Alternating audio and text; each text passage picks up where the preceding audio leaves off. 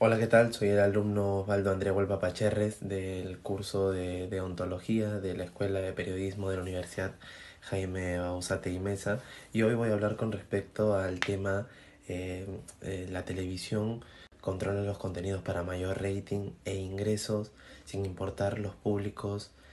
y el horario familiar. Hoy vamos a hablar con respecto a eso, enfocándolo en un aspecto muy importante que es la discriminación. Bien, muchos programas han olvidado los principios éticos y el respeto hacia los espectadores por el simple hecho de ganar más audiencia y de generar rating.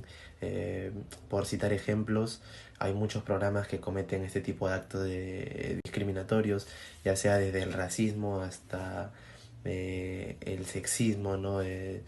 sexualizar las cosas, el sexualizar a la mujer, el maltratar a la mujer. Y en este caso hablamos de muchos programas que vienen a lo largo de los tiempos, desde la época de la década de los noventas, como lo era el caso de Pataclown, por poner un programa que estaba habituado, que se transmitía en un horario apto para todo público, incluidos niños, y que iban mostrando maltratos hacia la mujer, una clara muestra del machismo, y que muchos crecimos con eso y muchos lo adaptaron a su día a día y a su forma de ser, sin darse cuenta que estaban cometiendo un gran daño, pero que simplemente se mantenía al aire porque generaba audiencia, porque la gente consumía este tipo de programas, fueron acostumbrando a ese tipo de contenidos. Luego fueron avanzando los años, aparecían programas como Mil Oficios, programas como Así es la vida, en el que se burlaba mucho de muchas personas, ¿no? En el caso de, de la etnia, de la raza, se burlaban mucho de este tipo de personas. También comenzaban a haber algunas burlas con respecto a personas de una orientación sexual distinta a la de uno. Y luego están los programas como La Paisana Jacinta, La Chora Chabuca, personajes que han ido mostrando a lo largo del tiempo una clara intención de discriminación, de burla, eh, y de denigrar a las mujeres andinas, de burlarse de ellas, haciendo personajes o poniendo a este personaje en situaciones de vulnerabilidad,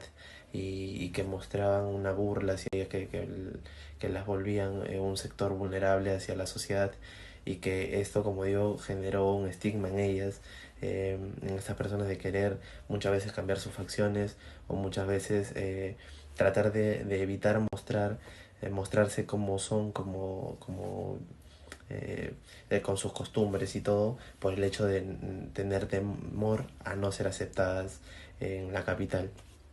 En el Perú, los rasgos andinos son causa de discriminación, algo completamente difícil de entender cuando eh, tomamos un libro y cogemos nuestra historia. Además,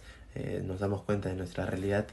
y damos con nosotros que somos un país pluricultural, un país diverso, y que justamente esa es nuestra gran riqueza, esa diversidad que nos caracteriza, pero que nosotros la comenzamos a cada vez esquivar y hacer más lejana. Nos seguimos siendo lamentablemente ese mendigo sentado en el banco de oro. Bien, siguiendo la línea y citando ejemplos, hay muchos otros programas en los que podemos ver este abuso de programas como El Fondo y Sitio, programas consumidos como La Noche es Mía, en las que se mostraba claramente un abuso, una discriminación contra homosexuales, burlas hacia ellos, juegos en contra de ellos, exageración en personajes. Ahora bien, luego han habido programas que se han emitido en horario familiar, en horario apto para todos, incluyendo los menores de edad, como el caso del WhatsApp de JB, el especial del humor, la paisana Jacinta, programas que hacían alusión a la discriminación, alusión a burlas eh, a personas tanto andinas como también a personas afrodescendientes, y que han propiciado justamente, como decía, esta discriminación, ese estigma social en muchos de estos casos a personas y los niños que veían este tipo de programas, que consumían este tipo de contenidos, lo trasladaban hacia sus hogares o hacia sus escuelas, y se podía comprobar con el bullying. Ese es el claro ejemplo del daño que hacen este tipo de programas o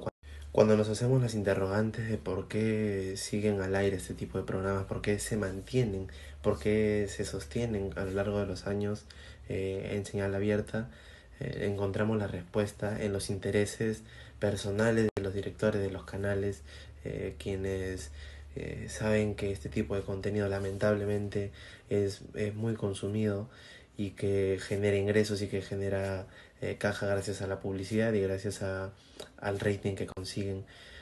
pero no se dan cuenta, no se enfocan en el grave daño que comienzan a hacer y que han venido haciendo, y que ejemplo de eso o muestra de eso es el tipo de sociedad que somos el día de hoy. Pero cada vez hay más voces, cada vez hay más personas que se unen a esta lucha para poder evitar que se sigan transmitiendo este tipo de contenidos y que son parte de un gran cambio futuro.